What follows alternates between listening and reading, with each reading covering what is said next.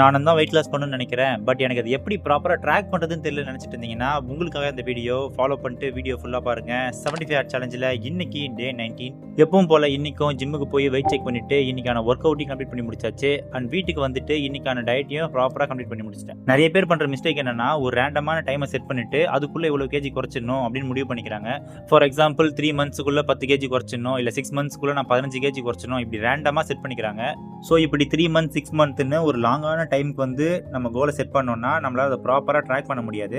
But அதுக்கு பதிலாக weekly இவ்வளோ கேஜிஸ் குறைக்கணும்னு செட் பண்ணோம்னா நம்மளால அது ஈஸியாக ட்ராக் பண்ணவும் முடியும். அண்ட் இன் கேஸ் ஏதாவது மிஸ்டேக்ஸ் நடந்தால் கூட அதை சீக்கிரமாக சரி பண்ணவும் முடியும். அண்ட் இப்படி வீக்லி டார்கெட் செட் பண்ணுறதுல இருக்க பெரிய அட்வான்டேஜே என்னன்னா, நம்ம லாங் டேர்முக்கு ஒரு விஷயம் பண்ணும்போது அதில் நிறைய டைம் சீட் பண்ண வாய்ப்பு இருக்குது. பட் இங்கே 7 டேஸ் தான் நமக்கு இருக்கணும் போது பெருசாக இதை நம்ம சீட் பண்ணவும் மாட்டோம். அண்ட் வீக்லி டார்கெட் வெயிட் எவ்வளோ செட் பண்ணணும்னு நான் நெக்ஸ்ட் வீடியோவில் சொல்கிறேன். அண்ட் அப்கமிங் வீடியோஸை மிஸ் பண்ணாமல் இருக்கணும்னா மறக்காமல் ஃபாலோ பண்ணிக்கங்க. Stay together, grow together. நாளைக்கு பார்க்கலாம்.